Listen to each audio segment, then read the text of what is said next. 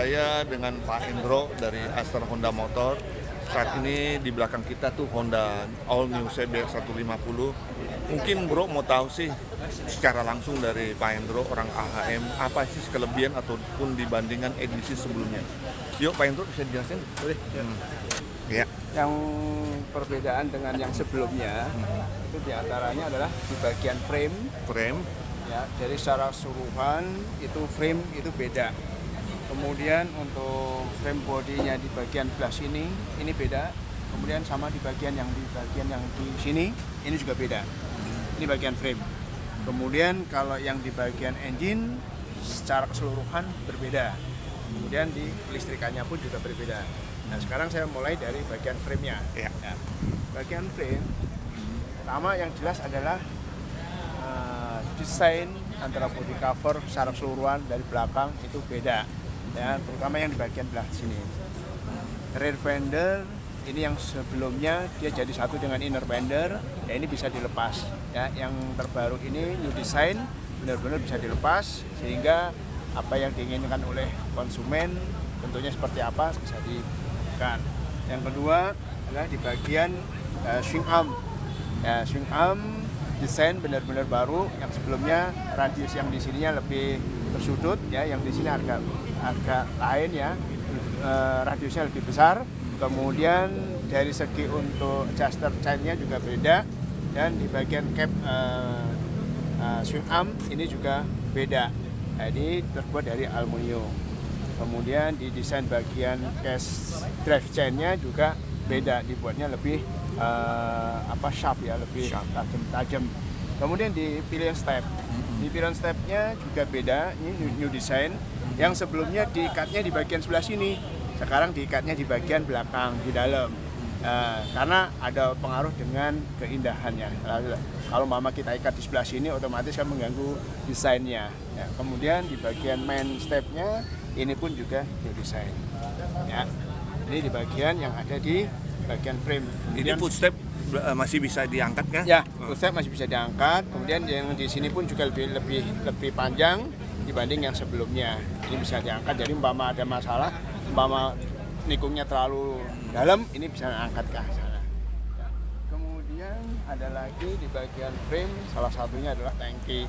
Ini new design, tangkinya dibuat lebih rustic. Berapa liter maksimum? Ya. Ini tangkinya lebih kecil dibanding yang model sebelumnya. Kalau model yang sebelumnya adalah 13,2 liter, ini yang model terbaru 12 liter. Tapi jangan salah, dengan tangki kapasitasnya 12 liter, itu bisa menempuh jarak 492,1 km. 492. Wah, hampir 500 km dong. Jadi full tank 500 km. Ya, kurang lebih seperti itu. Ya, kalau yang sebelumnya kan 441, ya kan. Ya, jadi biarpun kecil tapi jarak tempuhnya lebih irit banyak. Ya, irit, sangat irit. Sangat irit. Salah satunya hubungannya adalah di bagian engine. Karena engine-nya yang di sini benar-benar new design. Benar-benar jadi engine yang menggunakan DOHC dan menggunakan roller arm. Untuk volumetric efisiensinya sudah dipikirkan lebih bagusan lagi. Kemudian letak injektor lebih dekat dengan ruang bakar sehingga penyemprotannya lebih maksimal. Kemudian di injektornya pun sendiri, dia yang lubangnya yang tadinya 6 sekarang menjadi 8 gitu. Kemudian ada lagi yang di bagian frame yang di sini, ya, ini ada perubahan. Yang sebelumnya menggunakan besi baja, ya, yang panjangnya sekian, sekarang dipendekin seperti ini menggunakan aluminium. Ini untuk meredam, salah satunya untuk meredam getaran.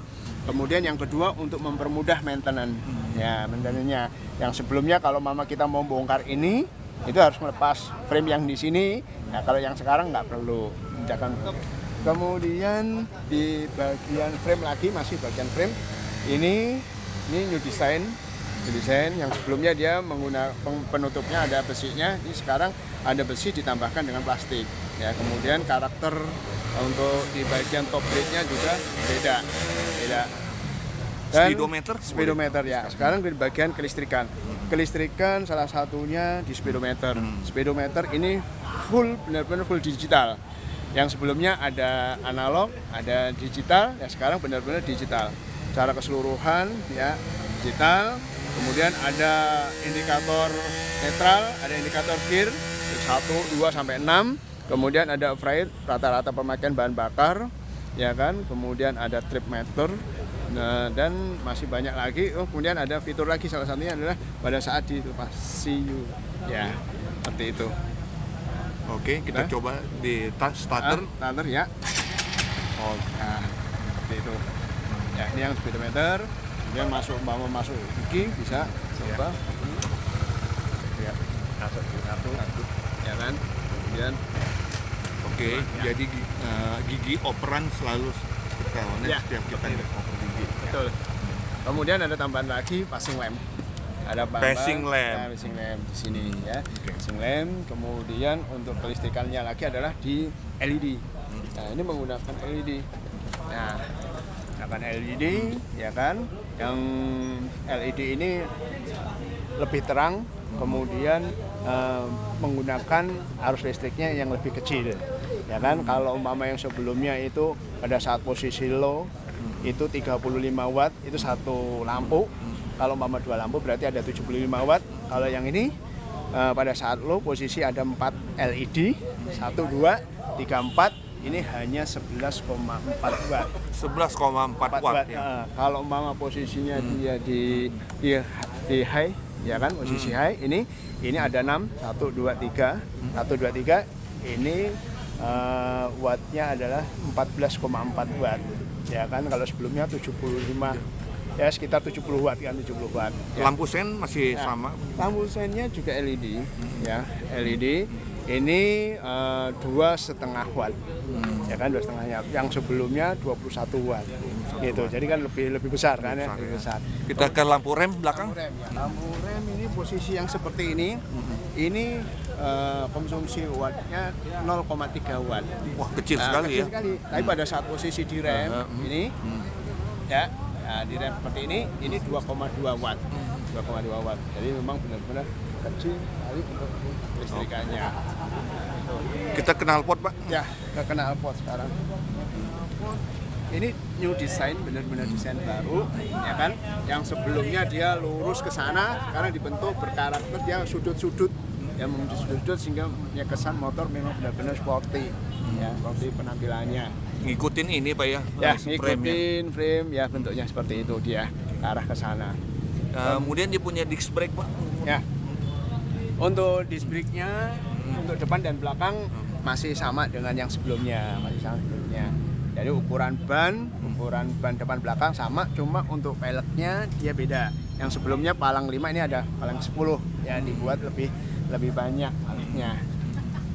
Kemudian di bagian yang di engine, di bagian air radiatornya yang sebelumnya di sini ada selang yang ke sana, ini lebih kompak lagi masuk ke dalam selang. Jadi ada air radiator yang masuk ke dalam langsung melalui sini. Yang sebelumnya ditaruh di luar, begitu. Ya, untuk Desainnya. Desain spion ini dibuat juga lebih sharp, lebih tajam ya, desain yang terbaru. Nah, demikian juga dia punya model lebih tajam-tajam ya. Tajam semuanya. Kemudian ini ya, jok. Jok. Ya, ini jok karena posisinya model ini tidak menggunakan rear grip, ya kan, ada rear gripnya, maka salah satunya joknya ini diberikan belt. Ya, Bro, ini motornya Honda All New CBR. Kalau kita perhatiin di sini, motor ini sebetulnya kondisinya standar, asli standar pabrikan. Kaca spion masih ada, Anda lihat kaca spion itu. Dan satu hal yang menarik di sini adalah dia punya ekor, tailnya itu dicopot. Nah, ini adalah memang kondisinya tailnya dari sini bisa dicopot, bisa dipasang juga. Nah, ini pilihan-pilihan yang menarik bagi Anda yang suka modelnya racing, jadi benar-benar kelihatan sebagai motor racing. Ya, Bro ya.